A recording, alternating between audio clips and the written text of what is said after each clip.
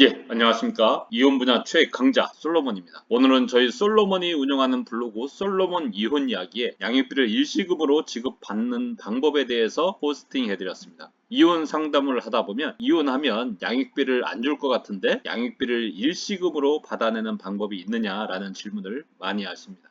결론부터 말씀드리면 있습니다. 다만 일정한 절차가 필요하죠. 간략하게 먼저 설명을 드리면 양육비를 1회라도 주지 않는다. 그러면 담보제공 명령 신청을 할 수 있습니다. 담보제공 명령 신청을 해서 상대방으로부터 양육비 지급 의무를 담보할 담보를 제공받을 수 있는데 법원에 담보제공 명령이 있음에도 불구하고 담보를 제공하지 않는다? 그때서야 비로소 양육비 일시금 지급 명령 신청을 해서 양육비를 일시금으로 받을 수 있죠. 정리를 하면 우선 상대방이 양육비를 지급하지 않아야 되고 지급하지 않았을 때 먼저 담보제공 명령 신청부터 해야 된다는 거죠. 담보제공 명령 신청을 했는데 담보 제공을 하지 않는다? 그러면 그때서야 양육비 일시금 지급 명령 신청을 해서 양육비를 일시금으로 받을 수 있다는 겁니다.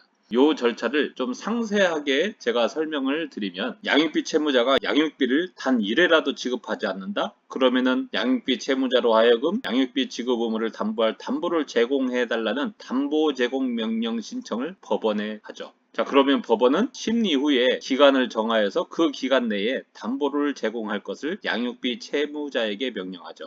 그러면 양육비 채무자는 기간 내에 양육비 이행을 담보할 담보를 제공해야 되는데 현금이나 부동산 같은 물적 담보 혹은 보증을 세우는 방법의 인적 담보를 제공할 수 있지만 대부분은 서울보증보험증권회사로부터 이행증권을 발급받아 제출합니다. 자, 그러면은 법원은 이행증권을 양육비 채권자에게 교부하겠죠. 자, 근데 그 이후에 양육비 채무자가 양육비를 주지 않는다? 그럼 양육비 채권자는 증권회사에다가 양육비를 청구합니다. 그러면 서울보증보험증권회사에서 일단 양육비를 준 다음에 대신 지급한 양육비를 양육비 채무자에게 구상하게 되죠. 양육비 담보제공 명령에 의해서 이행증권을 일단 확보하게 되면 증권회사가 망하지 않는 한 양육비를 못 받을 일이 없겠죠. 그래서 이 담보제공 명령 신청이 아주 좋은 겁니다. 그런데 이때 담보제공 명령을 받은 채무자가 담보를 제공하지 않는다? 그러면은 1,000만 원 이하의 과태료가 부과됩니다.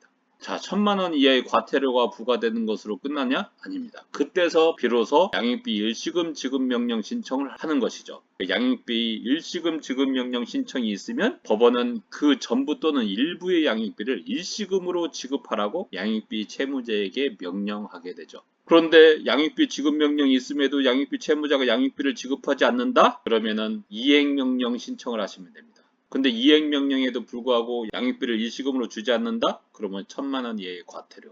1,000만 원 이하의 과태료가 부과되었는데도 지급하지 않는다? 그러면은 감치명령 신청에 의해서 30일 내의 기간 동안 구치소나 유치장, 교도소 등에 감치되는 방법으로 강제할 수 있죠.